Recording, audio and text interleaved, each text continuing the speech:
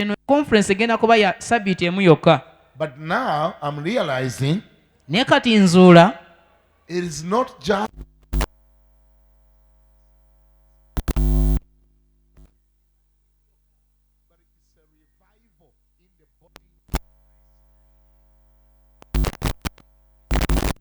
a new wave jengo epya that is coming into the body of Christ erizze mu mubiri gwa Kristo, with a new understanding era nga lizze n'entegeera empya that will help us to be blessed. eri eneetuyamba okuweebwa omukisa. Can I hear somebody say amen? Kampuleyo kagamba nti amiina. You therefore may need to open your spirit a little bit more n'olwekyo wandyetaaga okuggulawo omwoyo gwo okusinga bw'otero kikola for this new understanding the Holy Ghost is bringing amidst us. ku lw'entegeera eno empya omwoyo omutukuvu gy'aleeta mu makati gaffe. Because God do not just bring things and they end there. kuba katonda ataleeta bintu ate n'abikomyawo. When God brings a revelation, katonda bw'aleeta okubikkulirwa, that revelation is for a purpose. okubikkulirwa okwo kuba kuzza olw'ekigendererwa. The revelation is for a purpose. okubikkulirwa kuba kuzza olw'ekigendererwa. It cannot just die like that. tekuyinza kumala gafa bwe kutyo, It can't end like that. tekusobola kukomekkerezebwa kutyo. Can I hear somebody say amen? kampuleyo kaagamba nti amiina. It's now about 2 weeks since the end of the conference. kakati sabbiiti ziringa bbiri bukyanga conference ekomekerezebwa. It's so amazing every time I felt like breaking off from the spirit of the conference. kyewuunyisa nnyo nti buli lwengezaako okuba nga ava ku mwoyo ogwo muve mutandike ekipya omwoyo gwa conference eyo. The Holy Ghost drags me back and shocks me into it. omwoyo omutukuvu ansika nanzizaayo era nanyinyika mu mwoyo wa Because conference. he's up to something. kubanga aliko kyaluubirira. There are people that are supposed to be blessed under this anointing. waliwo abantu abateekeddwa okuweebwa omukisa mu mafuta ago. There are people waliwo abantu whom God wants to take on another level katonda bayagala okutwala ku ddala eriddako through this new phenomena, okuyita mu nkola eno empya, this understanding, entegeera eno, this revelation. okubikkulirwa kuno. There are people waliwo abantu whom God wants to establish. katonda bayagala okusimba. I wish you could be one of them. kale nandikwagaliza obeere omu ku bo. So when you hear me every time I talk, I from time to time echo the word son and father, you know, from different angles and different approach.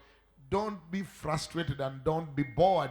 Just know that the Lord is up to something. n'olwekyo bw'owulira njogera ne mpita ku luuyi eno ne nkona ku kigambo mwana ne ngedako sayidi yeri ne nkona ku kigambo taata, tonneenyiwa, towulira nga awubaala oba tebikubowa, wabula tegeera kirimu omukisa gwo. When God comes up with something, it cannot be for only one day. katonda bw'abaako kyaleese tekisobola kuba kya lunaku lumu. And he will never stop talking about it until it bear fruits. era tayinza kukomya kukyogerako okutuusa nga kibaza ebibala. Amen. amiina. Those of you who have attended the lunch hours in Nakasero, mmwe ababadde bajja mu zilankyawo e Nakasero, you must be witnesses of what I'm talking about. muteekwa kuba bajulirwa ab'ekyo kye njogerako. You've heard how much we got still from the same thing. muwulidde oba mubadde muwulira kyenkana wa kye tufunye okuva mu mutwe gwe gumu. I wish those of you who are not there, you can buy yourself a tape nandyagalizamu abatasobola kujja mwegulireyo obutambi, or a CD or a DVD. muguleyo obutambi bw'ebifaananyi bwo bw'amaloboozi, Then you do confirm what I'm talking about. nammwe nno munaakakasa kye njogerako. I am still talking about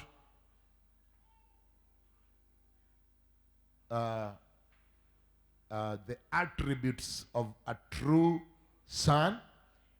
nkyayogera ku mbala ez'omwana omutuufu oba mutabani omutuufu, And out it is from those attributes. era nti okuva mu mbala ezo Today leero I want to talk about what I have called the joy of a true son in the house. njagala kwogera ku kyempise essanyu ly'omutabani omutuufu mu nnyumba. Remember, it is under the attributes of a true son. jjukira ekyo nakyo kiri mu mbala ezisiŋŋaanibwa mu mutabani omutuufu. Because we are having true sons and false sons as well. kuba jjukira tulina abatabani abatuufu ate n'abatabani ab'eggete. Glory be to God. katonda weebwa ekitiibwa. Those ones of Gete, batugamba, those are servants. abatabani ab'eggete mbw abo bo bafuuka abaddu ewaka ate. But today I want to talk about the joy. naye leero njagala okwogera ku ssanyu. In other words, what makes a joy of a true son? Mu ngeri endala kiki ekikola essanyu eri omutabani omutuufu? What is the joy of a true son in the house? Kiki omutabani omutuufu kyatwala ng'essanyu mu maka ga kitaawe? What pleases him? Kiki ddala ekimusanyusa? What makes him satisfied? Kiki ekimuleetera okuwulira ng'amatidde? When does he get his satisfaction? Afuna ddi okumattira kwe? What is his motivation? Kiki ddala ekimuvuga?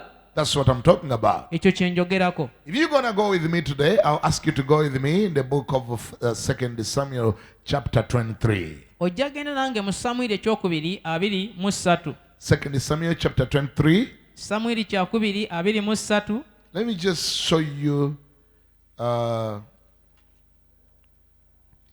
few nuggets in this regard. Kankugireyo obutonotono ku nsonga eno. And then we'll build on that. Olwo nno tunaatandikira awo. I'm reading and I'm searching 2 Samuel. Samwiri ekyokubiri. Glory be to God. Katonda agulumizibwe. Glory be to God. Are you there already? Gw'otuuseeyo. Can somebody read with me verse 14? Samwiri ekyokubiri 23 olw'ekkumi n'ennya. It says, Lugamba, and David was then in the horde, and the garrison of the Philistine was then in Bethlehem. Tira Dawudi yali mu mpuku mu biro ebyo, n'Abafirisuuti ab'omu kigo baali mu Besirekemu. And David longed and said, oh, that one would give me drink of the water of the well of Bethlehem, which is by the gate. Awo Dawudi ne yeegomba n'ayogera nti, singa wabaddewo anannywesa amazzi agava mu luzzi olw'e Besirekemu oluli ku luggi olwa wankaaki. And the three mighty men broke through the host of the Philistines and drew water out of the well of Bethlehem that was by the gate, and took it and brought it to David. Nevertheless, he would not drink thereof, but poured it out unto the Lord. N'abasajja abasatu ab'amaanyi ne bawaguza mu ggye ly'Abafirisuuti ne basena amazzi mu luzzi olw'e Besirekemu olwali ku wankaaki, ne bagatwala ne bagaleetera Dawudi, naye n'atakkiriza kunywako, naye n'agafuka eri Mukama. Verse 17. Olw'ekkumi n'omusanvu. And he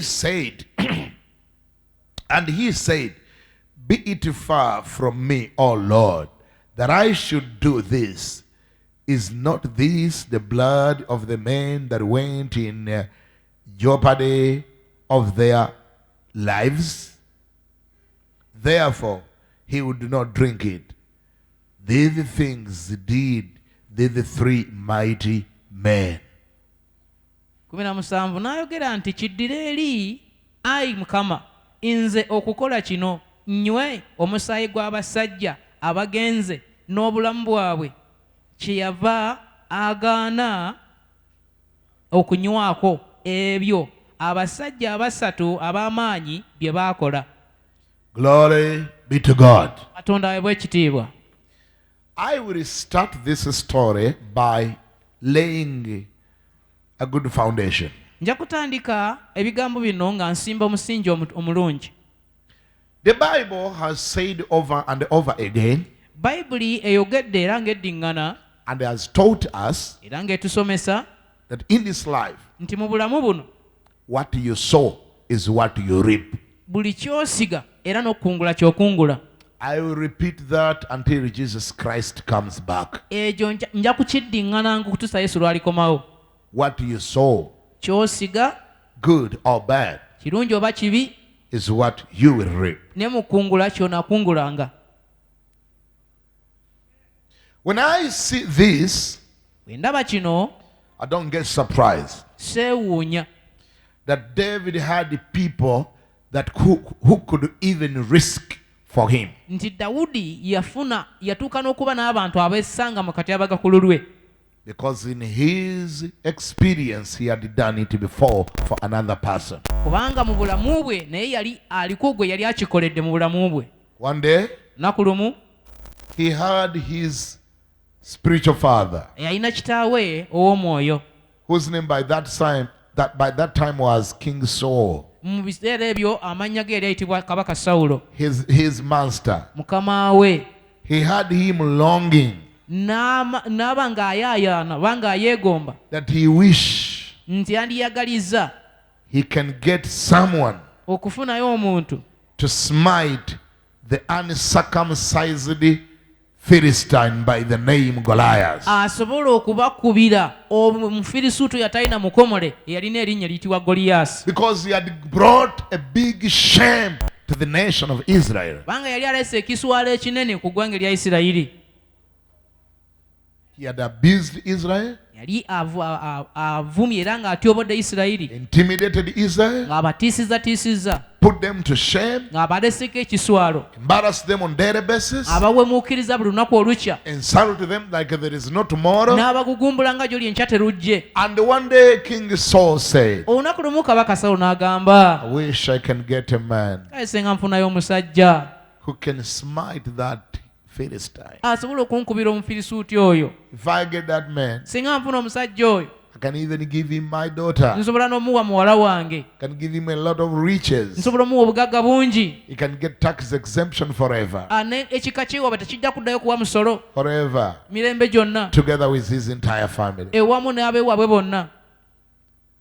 Now, however much we would say, Nga newakubadde yali asobola okwogera, however much we would say, newakubadde tusobola okwogera tutya that the price that it was coming with was a little bit motivating, nti kye kyali kivaamu kyalinga ekibagula omuntu okukikola. the price. Ekirabo ekyali ky'okuddirira kyalinga ekibagula omuntu okukikola. But we should not as well ignore the fact Naye ate tulina kubuusa maaso obutuufu bw'ensonga eno, that David was as well motivated and ignited by the wish and the longing of the leader. nti Dawudi ekimu ku byamusindikiza kimubagula okuyingira mu lutalo kwali kuyaayaana n'okwegomba kw'omukulembeze we kwe yalina. He heard that this is what the king wants. Yakiwulira nti kino kabaka kyayagala, This is what my king wants to see. kino kabaka wange kyayagala okulaba. And David put his life at a risk Dawudi n'assa obulamu bwe mu katyabaga to please his king. asobole okusanyusa kabaka we. Went for Goliath, N'agenda alumba Goliaasi not knowing whether he can come back. nga tamanyi oba ddala anaakomawo. But the whole issue was to see his king pleased. Naye ensonga enkulu yali kulaba kabaka we ng'asanyuka. Amen? Amiina. No wonder years later, Tekyewuunyisa emyaka nga giyiseewo, we are seeing in his life, tulaba mu bulamu bwa Dawudi he has people ng'ayinayo abantu who are more than ready abeetegefu n'okukirawo to pay any price, okusasula omutango gwonna, okusasula omutango gwonna to make him pleased. okulaba nga basanyusa Dawudi. Their mission in the life of David. Nga n'omupango gwe balina mu bulamu bwa Dawudi. We are looking at these three men. They are called in the Bible the three mighty men of David. Tutunuulira abasajja bano abasatu bayitibwa nti abasajja abasatu abazira aba Dawudi. They had no any other mission in their life and in the life of David. Baali tebayinaayo mupango newankubadde kiruubirirwa kirala kyonna mu bulamu bwa Dawudi. But to do that which they had recognized that is something that will please their spiritual father. Wabula okukola ng'ekyo kye baalabanga bazudde nga kyo kisobola okusanyusa kitaabwe mu mwoyo And their leader. era omukulembeze waabwe. Their ear. Amatu gaabwe Was always there to see, bulijjo nga gabeerawo okulindirira, to hear. okuwulira What is that other thing that he longs to see? kiki ddala kyekiddako ky'ayaaya n'okulaba. And I will tell you why Era nja kukubuulira lwaki later on. gye bujjako. But their ears was always there to listen, to hear. naye amatu g'abanga amagule bawulire. What is David saying? Oba ddala Dawudi kati ki kyagamba kye yeegomba? And here comes a verse Tewajja olunyiriri wano in verse 15. mu lunyiriri lw'15 It has just told us lutugambye that, and David longed and said, oh, that one would give me drink of the water of the well of Bethlehem, which is by the gate.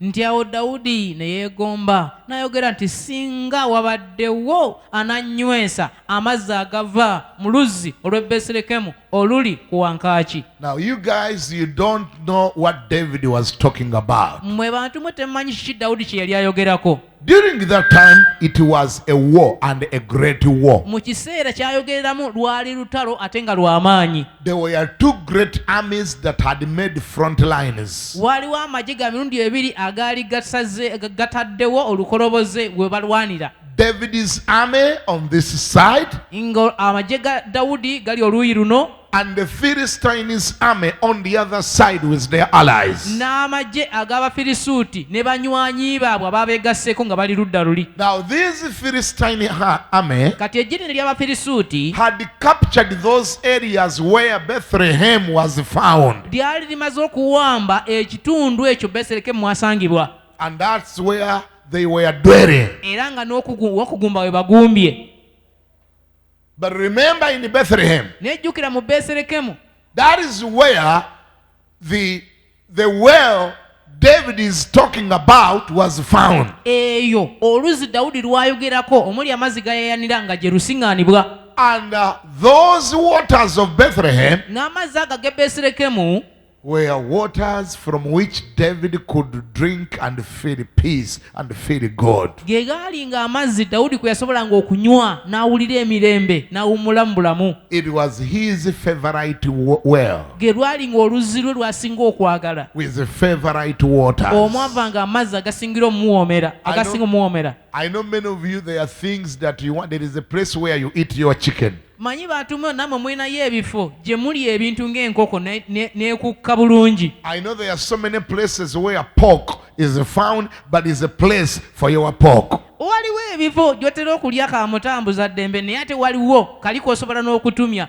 I know there are so many sodas, but among the so many sodas, there is what you call your soda. Soda akoleddwa mungi nnyo naye waliwo gw'oyita soda wo. So you wange gwenywa. That's my type which I drink. Your favorite soda. Soda waakusingira. You could be having your favorite water, Wanzibo mineral water. wandiba ne zi mineral water nnyingi olinamu gwe gw'onywa. Now David also had his favorite well, Ne Dawudi alina oluzzi oluganzi gy'ali, from which he could always get his favorite nga water. bulijjo mumba musenera amazzi g'asinga okwagala okunywa. But now things had happened, Kati ebintu byali bibaddewo, ebintu byali bibaddewo that this had taken by events. nga bizze bibatwalaganya. The well had been captured. Oluzzi ne luba nga lubawambiddwako. The area where the well was had already been captured and besieged by the enemy. Omutala oba ekiwonvu awali oluzzi ng'ate omulabe yawambawo era agumbyewo. The enemy was sitting in the very place where the well was found. Omulabe ng'enkambi agikubidde ddala wali oluzzi. And David, after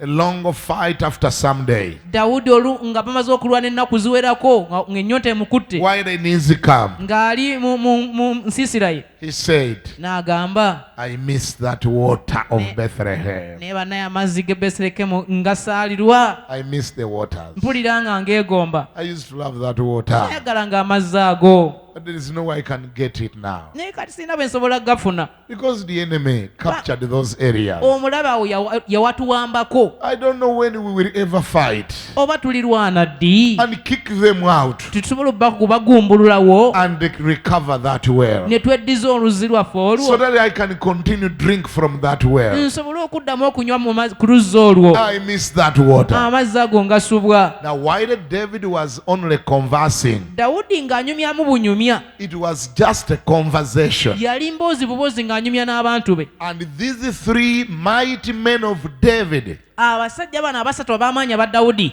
the true sons in the house. abatabani abatuufu mu nnyumba They had a father longing for the waters. ne bawulira nga taata yayanira amazzi They ago heard he was missing the waters. ng'awulira agasubwa He never sent them there by force. teyabatumayo ng'abakaka He never told them go for the water. taliko gwe yagamba nanga nnonerayo amazzi He could settle with any water that was available. embeera gye yalimu yali asobola okumatira ne gonna ge baleese He only said, I miss the water of Bethlehem. yakiyisawo buyisa naye amazzi geeri ngasubwa nduddo ganywako But the son is in the house. naye abatabani mu nnyumba The three men of David abasajja abasatu aba Dawudi remembered of their mission. ne bajjukira omupango ogwabaleeta mu bulamu bwa Dawudi They say to ne themselves, beegamba what is our mission here kiki ddala ekyatuleeta wano if it is not to please this man? bwe kutaba kusanyusa na kumalawo nnyonta mu mutima gwa musajja ono If it is not to meet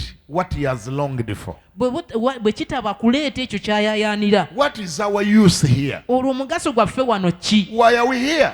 kiki ekitubeeza wano They never even consulted with him. tebaamwebuuza nako They never inquire from him. tebaamwebuuza nako They never even sought for a permission. tebaasaba na lukusa One of them called the other. omu ku bo n'agamba munne Come here. kyasooka ojje Have you heard him? omuwulidde Have you heard what our father is saying? owulidde taata kyagamba He's missing the waters of Bethlehem. asubwa amazzi awulira yayanira amazzi ag'e Besirekemu What else can we do for him to make him feel happy? kiki ekira kye tuyinza omumukolera okumuleetera essanyu oba okumusanyusa He's in his old age. oyo omusajja ali mu myaka gye gya bukulu bukadde Imagine if you had your father fumitiza singa obadde ne taatawo at the age of 80 ku myaka 80 and he's on his sick bed, nga ali awo agalamidde ku kiriri kye and you hear your father say, n'owulira kitaawo ng'agamba I wish I can eat some liver. kase nga nsobola okufuna ku kibumba n'endyako And you are there. nga wooli Your father is at the age of 80. kitaawo ali mu myaka 80 N'omulira nga gandi omuntu n'atalya ku kibumba bannange singa nfuna wenzija ekibumba eky'embuzi. you hear him saying her at least someone could get a liver, the liver of a goat, but this money which is not here.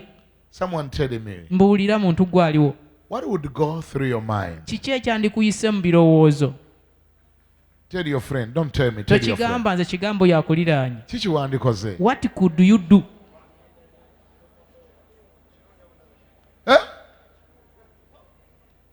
Naye nga osigazzemu emitwalo gyo 5 gyokka giyina ebizibu ebirala. Yet you have your 50,000 in your pocket, but you have some things to do with it. Olina ebirala by'okukola mu ssente zo. You still have some things to use your money on. Taata wo n'agamba ne bano omuntu aludde okulya ku kabumba. And your father said, I wish someone could buy me a liver. Nga nalyanga ekibumba nga nkyali muvubuka. I used to buy myself liver when I was still in my youthful age. We nabazaalira. And during those days I begat you. Ne maama omuntu aludde okulya ku kibumba. It has been a long time since I last ate the liver. Ng'olinamu 5 gyokka. Yet you have only 50,000 in your pocket. Naye nga giriko ebizibu bye ebirala. But you have your own issues to spend it on. Amugamba nga bwe giba 5 sikimuwaayo. How many of you say that if I'm remaining with the 50, I can't buy it for him? Segawa okola ki? What do you do, Pastor Segawa? He's saying he sacrificed whatever he could do with the money and buy my father the liver he wants. Omusumba Segawa atugambye nti yeerekereza by'abadde agenda okukola n'asooka asala taata ekibumba ekyo n'akirya. Pastor Segawa decides I can stop whatever I was going to do and buy my father the liver so that he eats it. I believe any sensible true son would do the same. Nzikiriza nga buli mutabani ategeera era omutegeevu kyeyandibadde akola omutuufu. And it may not matter the level of relationship and the type of relationship exhibited during the year. Era tekyandibadde na ku mbeera ki nkolagana kyeriwo mu kiseera ekyo waakyogeredde. mwanyiigaganye mukyasanyuka. Ayinza okuba nga we yagenda okulwalira yakunyiiza alina bye yakunyiizanyiizaawo naye kati ayooya kibumba. Maybe by the time your father fell sick, he had already made you annoyed because of some issues, but he's now desiring for a liver. Would you revenge on him and say, sijja nakikuwaayo twala eri nga nkikuweera ki? Should it be the time for you to revenge? No gamba, I want to give it to you. How can I give it to you yet you made me annoyed? Would you do that? Oyinza okukola ekyo. A true son Omutabani omutuufu would even go for a loan, get money to buy that liver so that this aged father can eat it. ne bwe kuba kwewola waakiri azeewola agulire taata ekibumba akirye kubanga akyegombye. Even when he says it in the evening, ne bw'akyogera kawungeezi, if a true son still remembers a place in town where it is sold, he will still go in the dark and look for it because he doesn't know whether the father will make it in the morning. omutabani omutuufu bw'aba amanyiyo akafo wayinza okukisanga agenda n'akigula akireete kubanga tamanyi taata anaakeesa oba bino byayogera asiibula. Because what if he dies at 2 a.m. watya singa afa ku saa 8 ogw'ekiro and he longed for the liver, or for a liver at 8 p.m. naye ng'ekibumba yakyegombya ku 2 ez'akawungeezi oba ez'ekiro, asobola okufa n'akulekera ekiwundu ku mutima nga buli lwojjukira ekyo kye yayogera kikuluma ky'otaamuwa. he can die and leave you with a wound on your heart that every when you remember his last statements you feel the pain that you never satisfied his desire. Could that be true? Ekyo kituufu? Could that be true? Kiyinza okuba ekituufu ekyo? So the earlier you bring it, the better. noti gy'okoma kireeta amangu kyekisinga obulungi. Can I hear some amen in the house? Kampuleeko amiina mu nnyumba.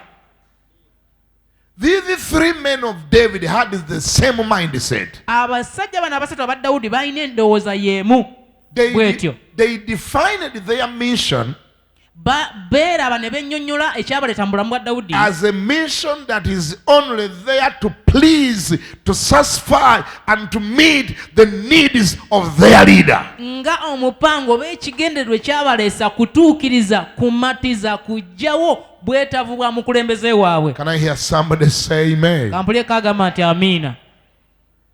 You know one thing we always overlook, omanye ekintu kimu bulijjo tubuusa amaaso, that while we all call ourselves servants of God, nti ffenna bwe tuba nga tutandise okweyita abaweereza ba Katonda, it is important to understand that if you are a man of this category, like these ones, the three men, before you serve God, you may need to serve your David first. bw'oba ng'oli omu oba ogwa mu ttuluba eri abano abasajja abasatu, kyandikwetaagisa okutegeera nti gwe ku ddaala ly'okuweereza Katonda oweereza muweereza wa Katonda n'oba ng'oweereza Katonda. I know there is contention there, kati waliwo empaka mu mutima gw'omuntu, especially the today's generation of ministers. naddala abaweereza b'omulembe gwe tulimu. Everyone serves God. buli omu alowooza nti aweereza Katonda butereevu. Everyone wants to serve God, buli muntu ayagala kuweereza Katonda, which is okay. kirungi.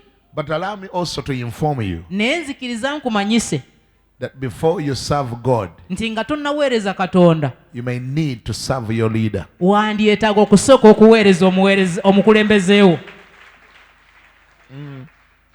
Engalo nziwulira zirimu omusujja n'empaka. I feel some fever and contention in those claps.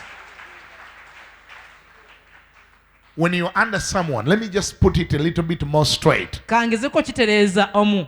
When you're under someone, bw'oba ng'okyali wansi w'obukulembeze bw'omuntu, there's no way you're going to claim you are serving God when you are rebellious to someone whom you are serving. tewaliwo bw'olyeyita muweereza wa Katonda ate nga oli mujeemu eri ono akukulembera. God always sees your ministry through him. bulijjo Katonda obuweereza bwo abulabira mu ye ng'oweereza ono akulembera. You serve the one that serves God. oweereza oyo aweereza Katonda. Kati nga tonnawakana nnyo, Before you contend so much, nga tonnavaako waya before you go off wire, enviiri zo nga tezinnakugwa ku mutwe. before your wire goes off your head. Kankuwe ennyiriri goziyuzeemu buyuza mu Bayibuli. Let me give you some verses that you will put them out of your Bible. Kankuweyo ennyiriri Let me give you some verses gwe oziyuze buyuza mu Bayibuli. that you tear them from your Bible. Genda mu Yosua 1:1. Joshua 1:1. Open Joshua 1:1 oba Yosua mwemu. Let me help you to understand. Kankuyamba otegeere. Maybe you will help others someday to understand. Oba oli awo naawe oliko b'oliyamba olunaku lumu nabo ne bategeera. Joshua 1:1. Yosua essula emu n'olunyiriri olusooka. And whoever can read and is near the microphone, I would appreciate. Buli asobola okusoma ng'aliraanye akazindaalo nandikisiimye. Pastor Dixon, are you having the microphone? Omusumba Dickson oyina akazindaalo. Are you able to see Joshua 1:1? Yosa emu omulabye. Let me show you before Joshua served the God, whom was he serving? Kankulage Yosua nga tannaweereza Katonda ani gwe yali aweereza. This is a doctrine that has encountered the great contention in the house of God in our generation. Eno yenjikiriza esinganya okuwakanyizibwa kw'amaanyi mu mulembe gwaffe. Because of the rebellious era we are living in. Olw'omulembe omujeemu gwe tulimu. Can you please straighten this microphone? Pastor Dixon wants to read. Mutereze akazindaalo k'omusumba Dickson ayagala kusoma. You read. Go ahead and read. All right. Joshua chapter 1 verse 1. Yosua essula esooka olunyiriri olusooka. Now after the death of Moses, the servant of the Lord, it came to pass that the Lord spoke unto Joshua, the son of Nun, Moses' minister, saying, Moses my servant is dead. Now therefore arise. You can stop there a little bit. Ani alina ey'Oluganda tusome n'ey'Oluganda. Yosua mwemu agamba kyawo olwatuuka Musa omuweereza wa Mukama bwe yamala okufa, Mukama n'agamba Yosua omwana wa Nuuni omuweereza wa Musa ng'ayogera nti. Komaawo. Yosua yali muweereza wani? Sikyabawulira. Whose servant was Joshua? Yosua yali muweereza wani? Whose servant was Joshua? Musa omuweereza wani? And Moses servant of who? Tuddeyo wansi nga tonnayabika mutwe. Let us go back before your head bursts. Kuba kati abamu bagamba musumba nze bulijjo bye mbadde nkola mbadde manyi mpeereza Katonda. Because someone saying that always I've been doing things thinking that I'm serving God. Kankuyamba otegeere engeri gye baweerezaamu Katonda. Let me help you and know how they serve God. Yosua muweereza wani? Joshua the servant of who? Wangi? Of Moses. Musa ye muweereza wani? And Moses was the servant of who? Of God. Tukaddemu emirundi esatu baba wakayuzaamu akayuzeemu ng'okawulidde. Let us repeat it 3 times that you tear it after hearing it clearly. Yosua muweereza wani? Joshua is servant of Moses. Musa ye muweereza wani? And Moses servant of God.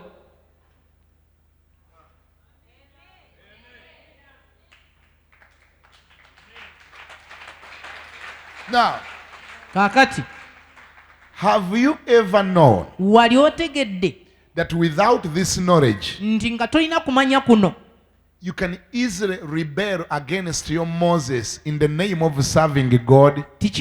kyangu nnyo gwe okujeemera mu musawo mbwe osobole oba mu kaweefube bw'okuweereza Katonda. And they ask you, why didn't you do that? N'akubuuza waki kino tewakikoze? I had gone to serve God. Nabadde nagenze kuweereza Katonda. Which God are you talking about? Katonda ki gw'oyogerako? God doesn't know you Katonda takumanyi when you rebel your Moses. nga ojeemedde mu musawo. No, I had a crusade also. Nange nabadde ne crusade. I had a conference. Waliyo conference gye mbadde nayo. By the time he told me to go and do that, Omwangambira okukola ekyo, I also had a conference in Namungona. nabadde ntegese conference e Namuŋŋoona. Shame upon you. Oswadde. When you are a Joshua and there is Moses, you have no ministry until you have served your Moses. Bw'oba Yosua nga Musa wo waali toyina buweereza bwo okutuusa nga Musa amaze kugenda n'olwokotegerwa Katonda. Just bury your pride. Your time is coming in the name of Jesus. Sooka oziika amalala go, ekiseera kyo kijja kutuuka mu linnya lya Yesu. Can I give you another scripture? Nkuweeyo nnyiri olulala. Open with me. Bikula nange. Go with me. genda nange. You want another scripture because one scripture cannot stand a doctrine. Oyagala ekyawandiikibwa ekirala kubanga ekimu kiyinza obutasimba njigiriza. 2 Kings chapter 5 verse 20. Bassekabaka ekyokubiri 5:20. Another person, please open for me. Wabeerewo abikkula. 5. And another on 2 Kings 84. N'awalala Bassekabaka ekyokubiri 8:4. The first person open for me. 2 Kings chapter 5 verse 20. Asooka abikkule Bassekabaka kyakubiri essula 5:2. Then another person help me and open 2 Kings chapter 8 verse 4. Omulala abikkule Bassekabaka ekyokubiri 8:4. You there? Waliwo atuuseyo? Waliwo alulaba? I don't care about Luzungu or Luganda, whichever. 2 Kings chapter 5 verse 20. Bible yagamba, but Gehazi, the servant of Elisha, the man of God, said, behold my master. Which one are you reading? That is a chapter, 2 Kings chapter 5 verse 20. Read again. But Gehazi, the servant of Elisha, the man of God, said, behold my master has spared Naaman, this Syrian, in not receiving from his hands that which he brought. But as the Lord lives, I will run after him and take something from him. Can you stop there a little bit? Sooka oyimirire awo bannange. Did you hear how the verse started? Owulidde olunyiriri bwe lutandise? It started by saying Lutandise lugamba it provided. Actually, the intention of this scripture is to profile Gehazi. Mbutuufu ekigendera ky'olunyiriri luno kwe kulaga Gekazi waagwa.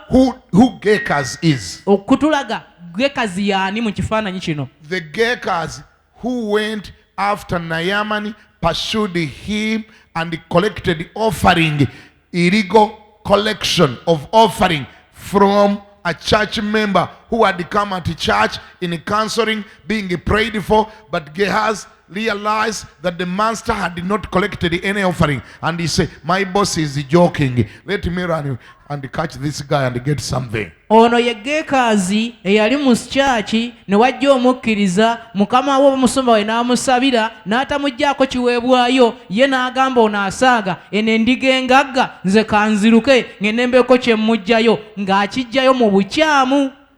And Gehazi ran Gekazi n'afubutuka until out of the church, okutuusa ng'afulumya ekkanisa. and he stood in the parking N'asooka ayimirira we basimba emmotoka and he looked into the cars. n'amagamaga mu mamotoka Which car is that? n'agamba oba mmotoka ki mwe yajjidde. That rich man came with. Omugagga oyo mwe yajjidde He could be in that blue. yandiba mu ya He bbululu, could be in the green. yandiba mu ya He kiragala, could be in the yellow. oba ali mu ya kyenvu. Then he finally found him. N'awuuzika ng'amulabye. And he said, sir, Naga ssebo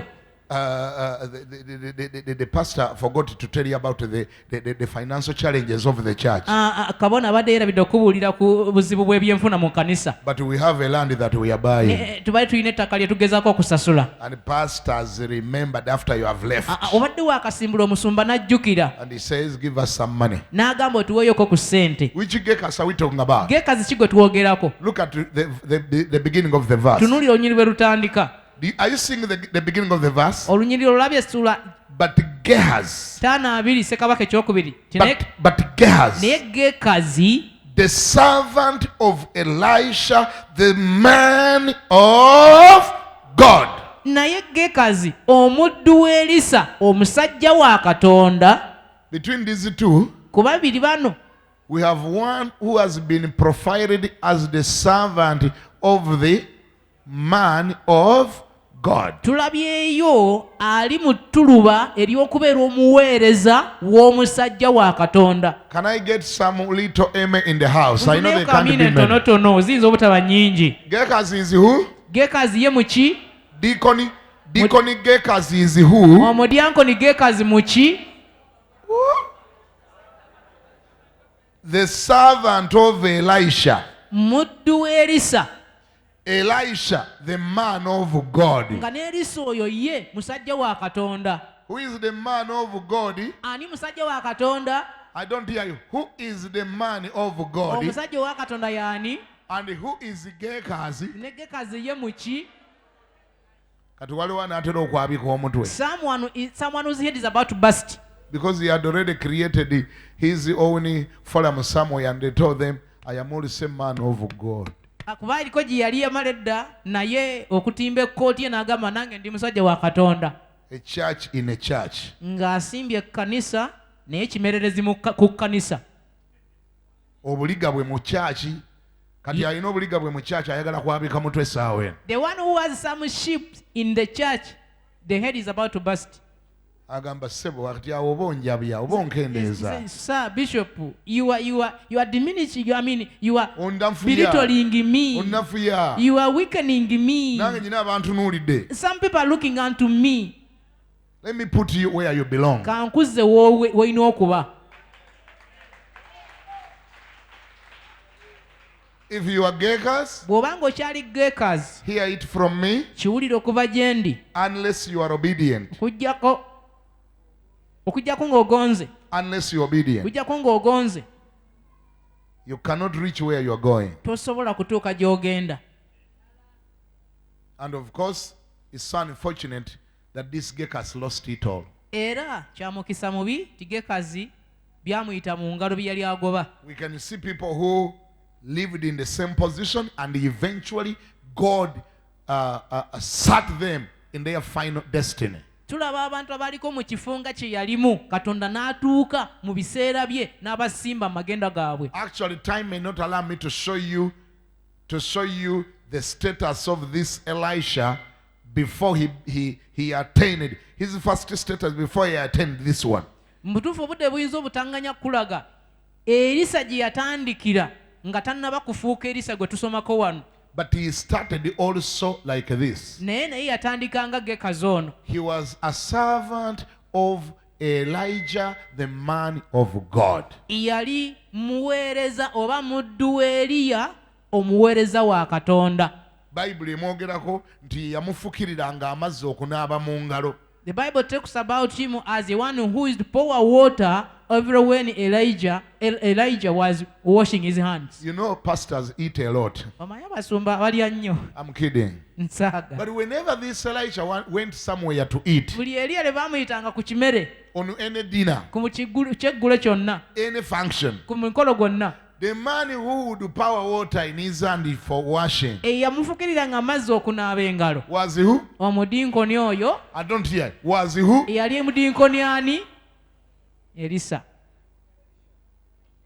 Elisha. Mbunga yamufukirira amazzi anaabe mu ngalo. Erisa nga he was pouring water to Elijah to wash his hands. Elisha afukirira ani amazzi? Erisa afukirira naye nga ku nkomerero Yet- his final destination, he's going one day to be the prophet of the day.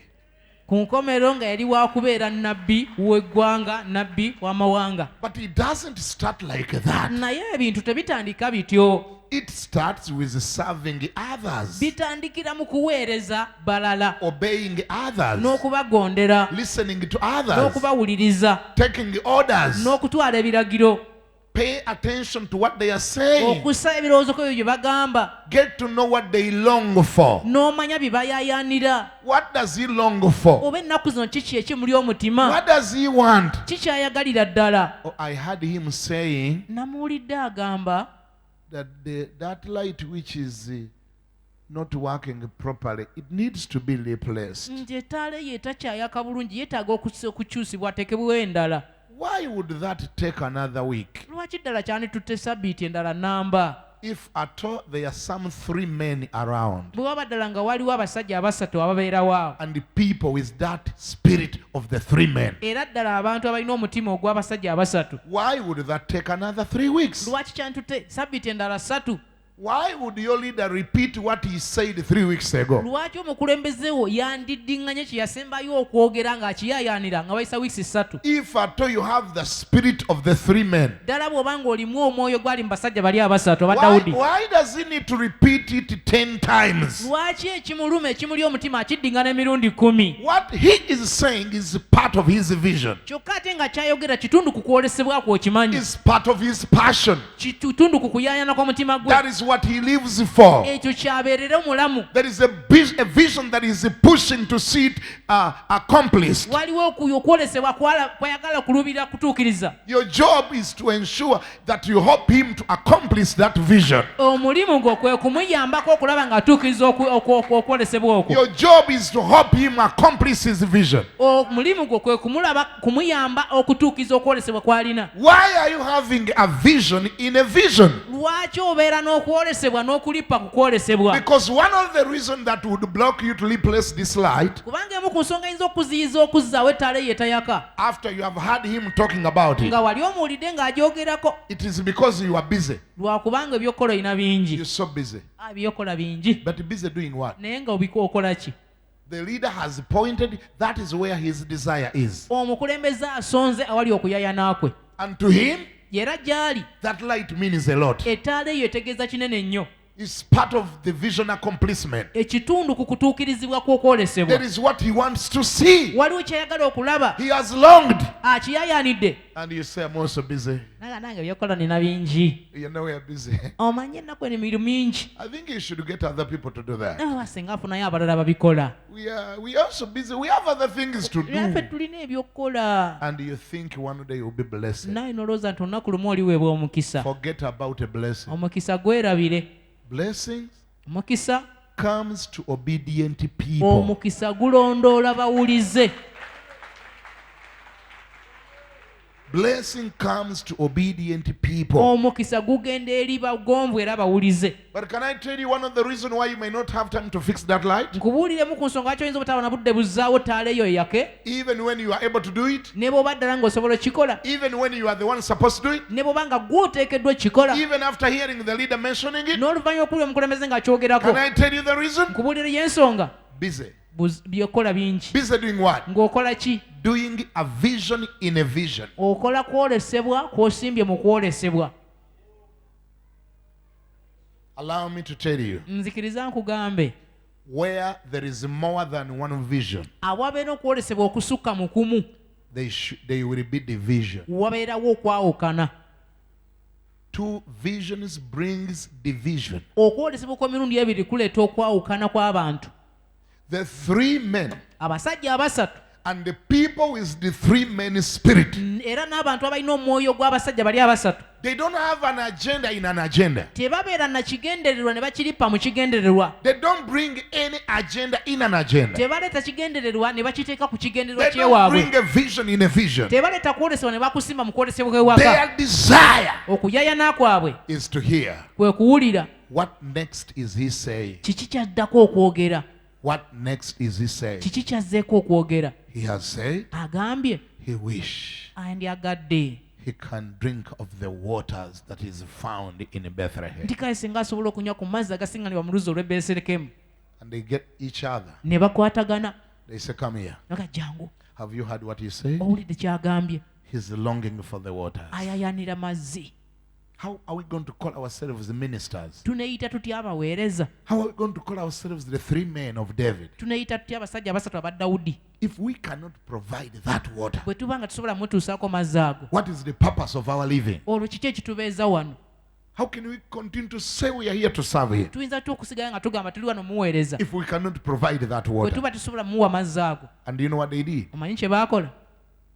They attacked the Philistine soldiers. ne balumba army. enkambi eggye ly'Abafirisuuti. They attacked the army of the Philistines. baalumba eggye ly'Abafirisuuti. Now we are just reading here, tusomye wano, but you don't know what it took for them to do this. naye gwe tomanyi kyekyabatwalira okukikola. There was a front line on the other side. waaliwo amagye agasimbye enkambi sayidi y'eri, Armed soldiers, abakutte ebyokulwanyisa, a whole fortress, eggye ddamba, kigo kiramba, a whole garrison. tugambe nti bataliyoni namba nga bagisimbye awo. waiting to shoot and to kill. nga balindiridde kutta abalumba. And these men forgot about their lives. Abasajja bano ebyobulamu ne babivaako. They came, Ne bajja, the Bible says, Bayibuli egamba, they penetrated the enemy's ne soldiers, basensera mu lusiisira lw'Abafirisuuti, the enemy's army, mu mujje ly'Abafirisuuti, penetrated them, ne babasensera, killed a few of them, ne batta be basobola okusanga, penetrated the garrison, ne bayingira mu nkambi, went the other ne side, bagenda erudda lweri, drew the water from ne Bethlehem, basena amazzi mu luzzi lw'e from the Besirekemu, well, mu luzzi, brought back the water, ne bakomyawo amazzi, found another resistance, ne basangayo okuziyizibwa, killed a few of them. ne batta babaziyiza. What are they carrying? Nga beetisse eki? What are they carrying? Ki kye batwala? Just water. Mazzi buzzi, Not even soda. sina soda, Not even wine. sina Water. mazzi. But because it is because that is what their leader wants. Niye olwokuba nti mukama we kye yali ayagala. That is there. It is because that is what their leader wants. Lwakuba ekyo mukama waabwe ye kye yali ayagala. People died on that water. Abantu baafa ku lw'amazzi ago. And because of that water. Era olw'amazzi ago While the guys are going, ng'abasajja bano bagenda and while the guys are ne coming bwe back, baali nga bagaleeta bakomawo, they dealt with any resistance bayaŋŋanga buli kuziyizibwa kwonna in order to bring this water. basobole okuleeta amazzi gano. How many times Emirundi emeka have you ever risked gye wali weesudde mu katyabaga to do the will okukola okwagala of someone whom you call your leader? kw'omuntu oyo gw'oyita omukulembezeewo? True sons, Abatabani abatuufu are you there? w'oli? I don't hear you. Are you Sikuwulira. there? W'oli? True sons Abatabani abatuufu will work hard bakola butaweera to take away the stress of the father, even when it will involve a risk of their lives. abatabani abatuufu bakola butaweera okuggyawo ekinyigiriza ebirowoozo n'obwongo bwa mukama waabwe oba kitaabwe ne bwe kiba kitaagisa kwesulwa mu katyabaga. These guys, Basajja bano, one day, let me just conclude with this. kamalirize na kino. One day, Olunaku lumu, you know, David was also a fighter omanyi Dawudi naye yali mulwanyi, and a crazy fighter. ate omulwanyi omuzibuzibu. One day he went on war. Olunaku lumu yagenda mu lutalo. Yagenda mu lutalo yalumba abasajja He attacked men n'awonera ku lugwanyo. and he just survived narrowly.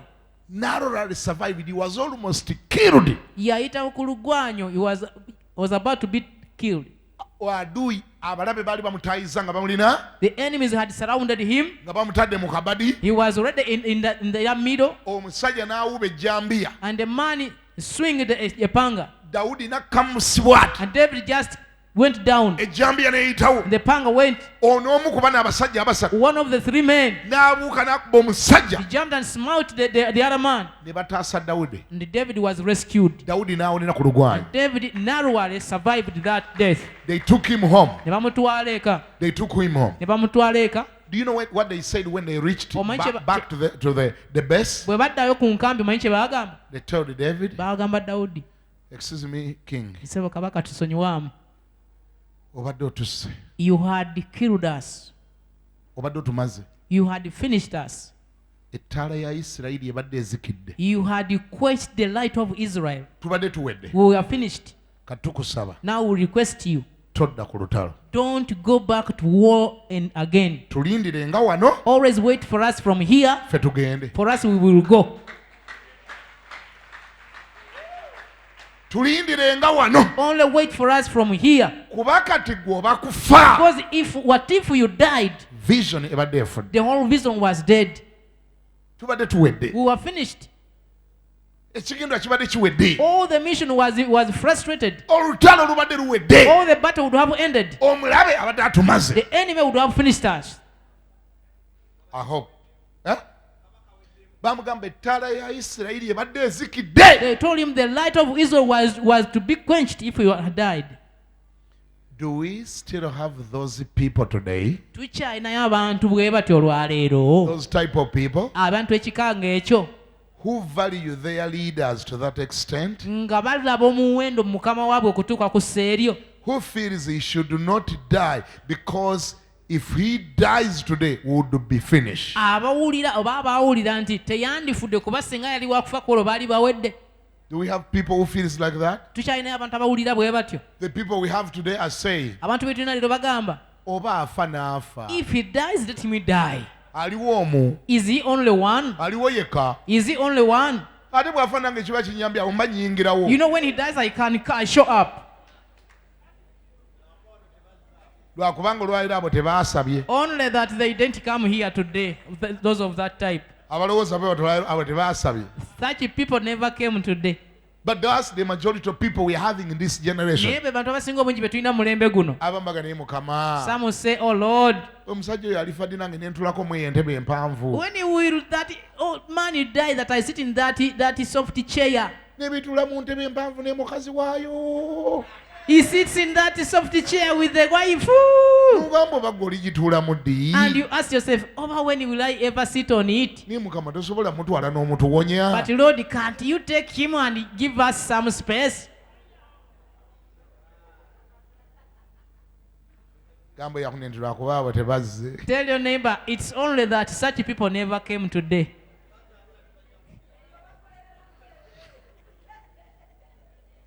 The men of David are not looking at it like that. Abasajja ba Dawudi tebakitunulira bo bwe batyo. For them, Bo, David is their everything. Dawudi ye byonna waabwe. Is the light of Israel. Ye ttaala ya Isirayiri. They know he's the commander. Bamanyi ye muduumizi. And they know he's the soft target of the enemy. Bamanyi nti abalabe bonna gwe baluubirira. They know that if he's hit Bakimanyi nti omulabe kaamukuba in the war, mu lutalo, if the enemy get him, singa omulabe amufuna, it will take them another 10 years to get on their feet. twala emyaka 10 okuddamu okuyimirira. Them to get back on their feet. Bo okuddamu okuyimirira. So they protect him. N'olwekyo baamukuuma. Let me tell you one thing as I close. Kankubuulire kimu nga maliriza. Bino ebintu biteekwa kulumya mutwe na kuzimba mutwe gwa bwere. These things should not cause you headache and your head become big for nothing. They are God created principles. Nnono ezaateekebwawo Katonda. These are God created principles. Zino nnono ezaatondebwa Katonda. Nga tonagamba nti abakulembeze bakusitamaako. Before you say that leaders are squatting on you, bakukozesa. They use you. I want you to go and look at the anti-kingdom. Njagala oddeyo otunuulire obwakabaka bw'enswa oba bw'ekiswa. Go and look at the anti-kingdom. Tunuulire obwakabaka obw'ekiswa. Tell me, who told the Termites Mbuulira ani yagamba enkuyege to fight, okulwana, to protect, nga zikuuma, and to defend n'okuziyiza, to the extent of death, akabi konna okutuuka n'okufa, to protect the queen inside there? naye nga zirwana kukuuma namunswa ali mu kiswa? Which books did they read? Zaasoma kitabo ki? Which school did they go? Ye zaagenda mu ssomero lyawa? Which radio did they listen to? Zaawuliriza leediyo ki? Which TV did they watch? Zaalaba terefayina ki? God created things. Katonda yakizitonderamu. When you go there and study the anti-kingdom, bw'ogenda n'oweetegereza obwakabaka obw'ekiswa, the one who is called the queen, ayitibwa namunswa, by nature mu kikula ki mu butonde and by likeness, ne mu nfaanana, is the most weak. y'asinga obunafu. So white, Kinene nnyo kyeru, so soft, bannange agonda buzibu, like ice cream. kiringa kikuli kya ice cream. But he's the queen inside there. Naye ye namunswa mu kiswa. The queen. Ye namunswa. And listen to this. Mpuliriza. If an enemy comes and attack that kingdom, omulabe bw'alumba obwakabaka obwo, and dig an ant-hill, n'asima ekiswa, and succeed in getting her out, n'awangula ng'ajjayo namunswa, n'osima ekiswa, n'okola ekisoboka, n'okwata namunswa n'omusokoolamu n'ogenda naye. if you make an effort and dig an anthill and put out the queen from it, come back after 1 week. jangu nga wayise sabbiiti emu, Will that ant-kingdom be there? ekiswa ekyo kinasigaza obwakabaka Will it bwakyo, be there? kinaabaawo. I don't hear you. Will it be there? Sibawulira, kinaabaawo. Why? Lwaki? Why? Lwaki? The termites are still there. Enkuyege mweziri, The soil is all over the place. ettaka lweriri wonna. Why there is no that kingdom anymore? Lwaki obwakabaka tebukyaliwo? The queen is gone. queen is gone.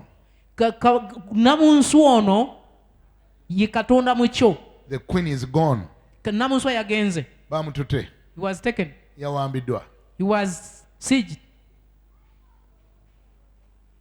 If that kingdom is going to stay, Obwakabaka bunasigalawo oba ekiswa nga kinasigalawo, the queen must at all times be there. namunsu ateekeddwa kubeerangamu. That's why. Yensonga lwaki? That is why. Yensonga lwaki? Termites fight until to the last person Enkuyege zirwana okutuuka kwesembayo to protect that queen, nga zikuuma namunsu waazo not to be taken away. aleme okugibwawo. Because once you succeed in taking her out, Kuba kasita owangula ku ky'okumutwala, that kingdom is destroyed. ekiswa kiba kifuluse. Kyovulaba enkuyege ekuluma nga obadde otemye ku kiswa, ekuluma n'ekuluma ekisambi n'ogisika ekitwe ne kisigala mu kisambi n'egamba onzise naye nfiiridde ku mulimo. That's why a termite bites you by your leg, you try to pull it, it gets broken and it dies saying, I'm dying on mission. This is why I was born. Onzise naye mbadde ntaasa mukama You wange. have killed me while I'm protecting my boss. Can I hear someone say amen? Mpuleka agamba amiina. That is the level of loyalty Olyo lye ddaala ly'obuwulize n'okwemalirayo which these members of this kingdom exercise. bamemba b'obwakabaka buno obw'ekiswa bwe bakozesa oba bwe bassa mu nkola. That's their level of loyalty. Enkuyege zikoma okuba empulize. Their policy is, Enkola zaabwe ziri nti I rather die waakiri okufa than not allowing you taking my queen. naye sikuganya kutwala namunswa wange. They say, before you take her, aga nga tonnamutwala I must be dead. nze waakiri mmala kufa. Omala kunzita okutwala You namunswa. first kill me to take my queen. And many of them die Era nnyingi zifa when somebody attack them and want to take the queen. oli bw'aziruma nga ayagala kutwalamu namunswa. Many of them, they don't run away. Tezidduka. They are all over the place. They are hunting. They are looking around there. They are chasing who is this that has attacked. Zirumba zitabala zigoba okulaba ani ono alumbye ekiswa. That's how much they value the leader inside them. Bwe zityo bwe ziraba omuwendo mu mukama waazo ali mu kiswa. Can I hear somebody say amen? Kuleka agamba nti amiina. I don't hear you. Can I hear somebody say amen? Gambako nti amiina. I wish I had a more time. Singa mbadde n'obudde obumala. I cannot talk about this more. Sisobola kweyongera kwogera ku bino. When I learned those principles, Bwe nayiga ennono ezo. are you there? Woli? Are you there? Woli? When I learned those Bwe principles, nayiga ennono ezo, that is the day I forgave the president of Uganda. lwe lunaku lwe nasonyiwa omukulembeze w'eggwanga. The day I learned those principles. Olunaku lwe nayiga ennono z'enswa n'ekiswa. Because I used to be annoyed. Kubanga nanyiiganga nnyo. Every time I could see, Nga buli mulundi lwe nalabanga. we are here struggling with this poverty in this dusty, everything is difficult, but the leader is being driven in 60 cars. Tuli wano mu bwavu, enfuufu ye Uganda, ebisiriko mu nguudo, naye omuvuzi emmotoka nkaaga ze zimuwerekera. And I used to say, can't one vehicle take this man? Neebuuzanga, n'omusajja ono emmotoka emu temutwala gy'alaga? Can't he reach where he's going? Tayinza kutuukayo bw'agendera mu emu.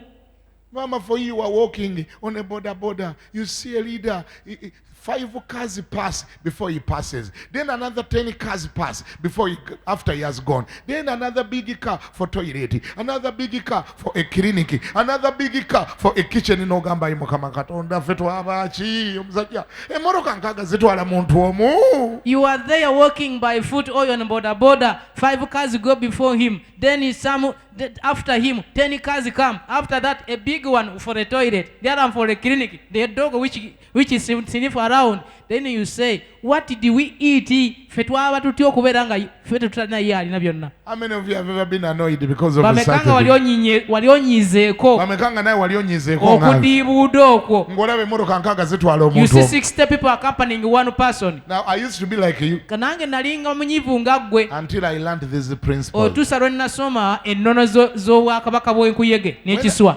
This is what I learned. Kino kye nayiga. I came to realize Nakizuula that a leader nti omukulembeze has another name. alinayo erinnya eddala. Is called head. Ayitibwa mutwe. Somebody say head. Gamba nti omutwe. What? Omutwe. Head. Omutwe.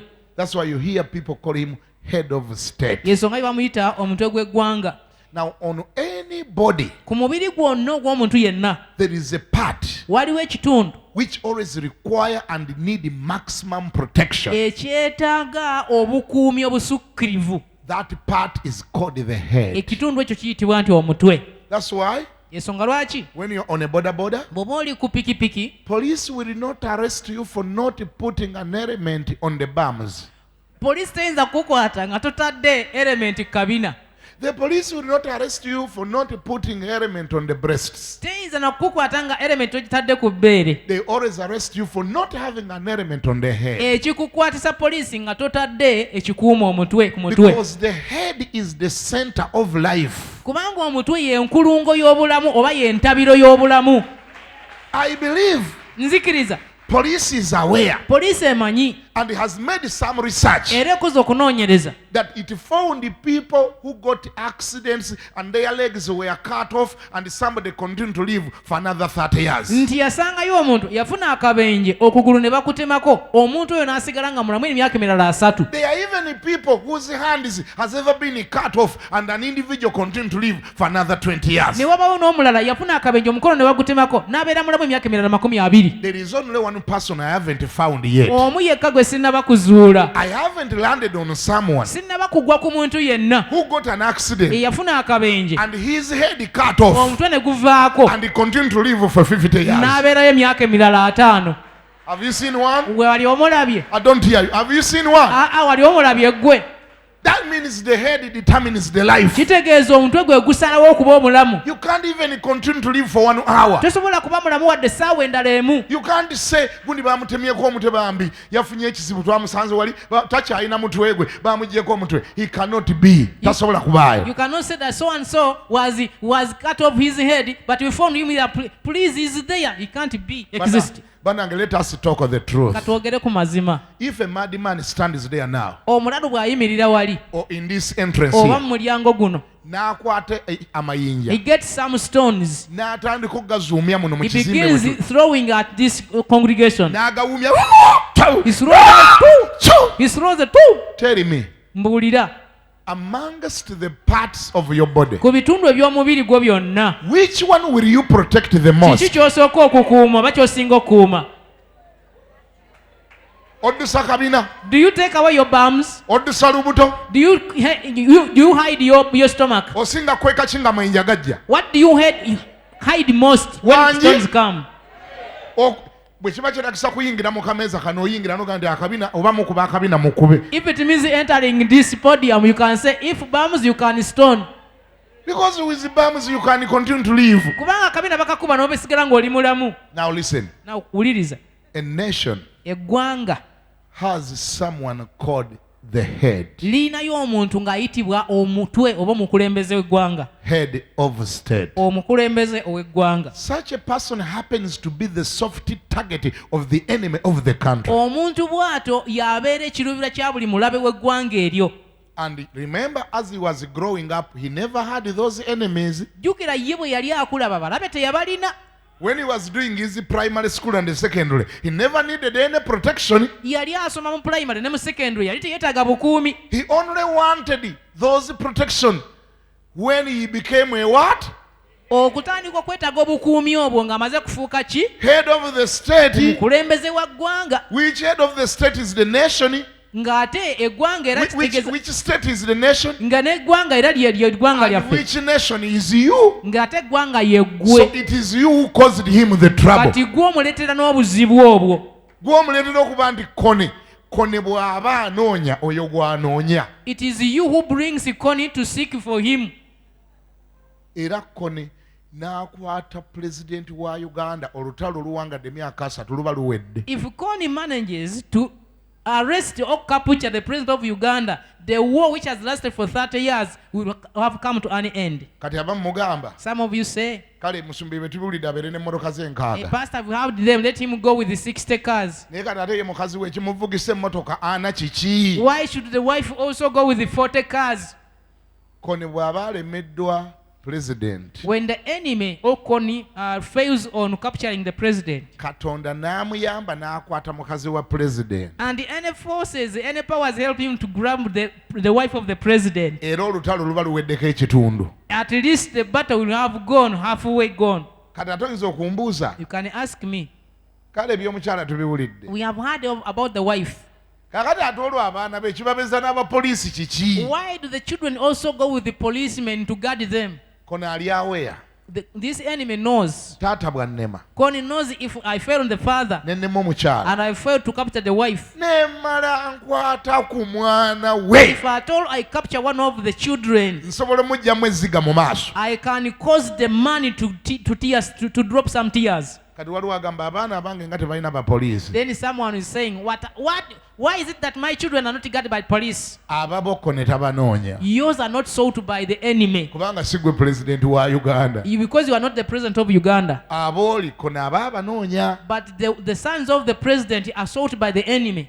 Naye ng'ekyewuunyisa abaana abo singa taata waabwe tabadde pulezidenti baali badde tebeetaaga basirikale kubakuuma. Why so amazing? If the father was not a president, the children would not need any protection. Nabo baligenzeeko ku biichi nga bali bokka nga beeyagala nga tebali under security. They could go somewhere for a beach for anything without any security. Naye maama But taata waabwe amala okufuuka omunene. after their father becoming a bigger person, Buli ekinoonya taata waabwe nabo kiba kibanoonya. whatever is seeking their father seeks them also.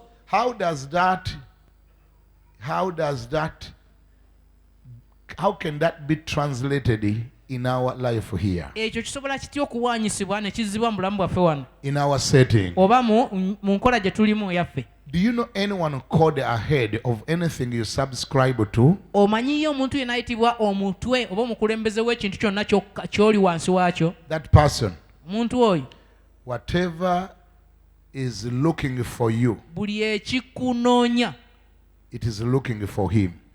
buli ekyandinoonyeza gwe kinoonya ye. Buli ekyalinoonyeza gwe oba buli ekikunoonya kinoonya ye. Whatever would come against you, it first comes against him. The devil knows Sitaani amanyi that you would not be successful nti gwe tewandiwangudde had it not been your pastor who is praying for you, preach to you, mentor you, and always prophesy over you. singa tabadde musumbawo akusabira ayogera ebigambo eby'amaanyi n'akusomesa n'akusumba era n'akulwanira n'akuteekako n'okubikkako. The devil is more annoyed Sitaani munyiivu n'okukirawo to your pastor eri oyo omusumbawo than to you. okusinga bw'anyiigira ggwe. Setaani amanyi nti gwe walibadde vagabond, The devil knows that you would have been a momboze, walibadde malaaya, you would have been a prostitute, kati walibadde musamize. you would have been a witch doctor. Singa tewaaliwo pastor akubuulira njiri, If there was no pastor preaching to you, akusabira, who is praying for you, who akumentalinga, is mentoring you, akutereeza, who is putting you right, Setaani amanyi nti yalibadde akulina. the devil knows he would be having you, Kati ate jjukira toli omu, yet you are not one. gwe You, gwolina emizimu egyakuliko. demons were on you. Pastor gye yagoba, The pastor chased them egyo away. minyiivu nnyo. They are so annoyed. N'oyo neighbor we alina egyamuliko, Even your neighbor had demons. pastor gye yagoba, The pastor chased nagyo them. minyiivu They are nnyo. also annoyed. N'oyo akuliraanye, Even the other one. n'oli amuliraanye, Even the other one. waliwo ayava ekalamojja. Sound came from Karamoja. Egyo emizimu eminyiivu mikalamojja. The old demons which are angry are from Karamoja. Waliwo ayava ekabaale. Some come from Kamal. Egyo emizimu eminyiivu mikiga. Some Bachiga the demons are annoyed. Waliwo ayava e Buganda ali wano. Some come from Buganda. Egyo emizimu eminyiivu miganda. The Lubala and the Mandwa are annoyed. Waliwo ayava e Busoga. Some come from Waliwo Busoga. w'ebugisu. Some from Bugishu. Kati obungi bw'emizimu eminyiivu egyanyiigira paasitawo mingi nnyo. Now the number of annoyed demons is such a great one which annoyed at your pastor. Era gigamba singa tekaali kasajjaako, So if it was not for that man, omuntu wange oyo n'alibadde mulina. I'll be having this person. N'egyagundi egyali ku gundi bwe gyogera. Even those of the other person. N'egyali ku gundi bwe Even the gyogera. other one of the other person. Kati nze mbuuza, Now I'm asking, mu kifo ky'okumala obudde ng'okolokota paasitawo, instead of wasting time criticizing your pastor, ki kye waalibadde okola? what would you be doing? Yeetaaga He essaala. needs your prayers. Kuba buli kye yakugobako, Because whatever he chased away from you, buli kye yakugobako, whatever he cast away from you, nakyo kigamba naye lwe tuli mukwatako it engalo. is also saying that one day if we will land our fingers on him, N'atusuuza Nankya. he made us lose Nancha, Nankya gwe twali twakwata nga mwana muto. the one we had caught when she was still young. Nankya yali ateekwa okuba mmandwa. She was supposed to be an oracle in the Naye Shawani. akasajja ako kaliba kaliba. But what will befall that man one day? Your leader needs more prayers than your criticism. omukulembeze yeetaaga essaala zo nnyingi okusinga okukolokotwa. Can I hear somebody say amen? Say amen.